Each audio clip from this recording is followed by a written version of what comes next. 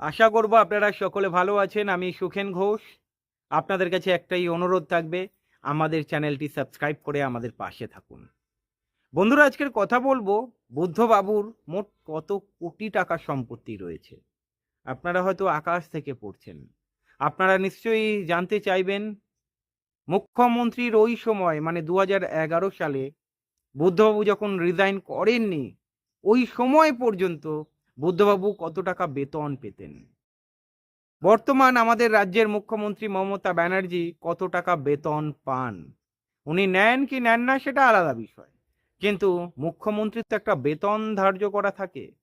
মুখ্যমন্ত্রী মমতা ব্যানার্জি এখন কত টাকা বেতন পান এই বিষয়ে কথা বলব। বন্ধুরা, আপনারা জানেন এই বামপন্থী নেতা বুদ্ধদেব ভট্টাচার্য, ওনার গায়ে কালির ছিটা একটাও পড়েনি। বুদ্ধবাবু ৪-৫ বারের বিধায়ক ছিলেন, ২ বারের মুখ্যমন্ত্রী ছিলেন। উনি বিভিন্ন দপ্তর সামলেছেন বাম জামানায়। ওনার কাছে সুযোগ ছিল কোটি কোটি টাকা কামিয়ে নেবার। যেমনটা আমরা এখন দেখি, এখন একজন কাউন্সিলর মানে তার দোতলা বাড়ি, এসি সবকিছু বসে যাচ্ছে। মানে কোটি কোটি টাকা কামিয়ে নিচ্ছে। এমএলএ এমপিদের কথা তো বাদই দিন। আর বুদ্ধবাবু কেন, কেন এত মানুষ আবেগ জড়িয়ে রয়েছে এই বুদ্ধবাবুকে ঘিরে? কেন এত মানুষ এসেছিল? কেন এখন বিরোধী দলের নেতারাও বলছে বুদ্ধবাবুকে নিয়ে কোনো কথা হবে না? উনি সৎ মানুষ ছিলেন। আমি জানি আপনারা জানতে চাইছেন যে বুদ্ধবাবু সত্যিই কত টাকা কামিয়েছেন।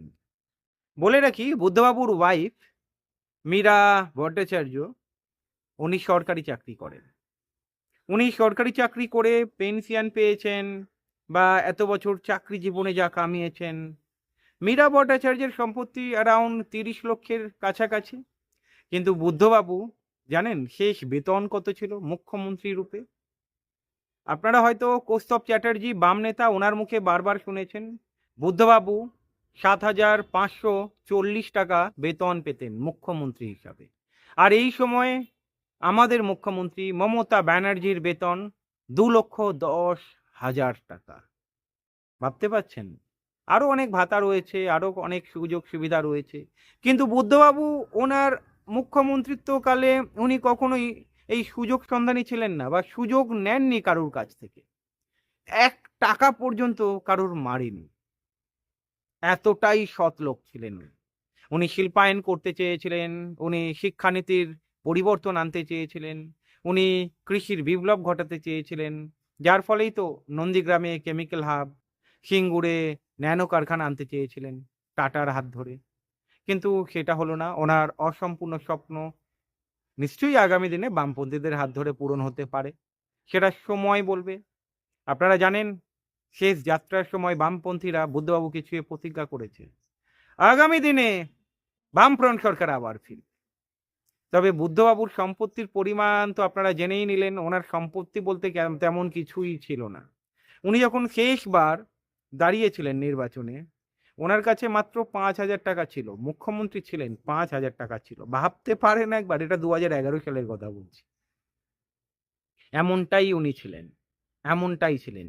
তাই ওনার কোটি কোটি সম্পত্তি, আপনারা ভালো মতোই জানেন উনি ২ কামরার একটা ফ্ল্যাটে থাকে। জলের মতো পরিষ্কার মানুষের সামনে। উনি চাইলে অনেক কিছু করতে পারত। কিন্তু উনি কোটি কোটি টাকা কামাননি। উনি মানুষের জন্য কিছু করে যেতে চেয়েছিলেন। যার ফলেই তো ওনার অন্তিম যাত্রায় লক্ষ লক্ষ মানুষকে দেখা গিয়েছে। কি বলবেন আপনারা? কমেন্ট করে জানাবেন। ভালো থাকবেন।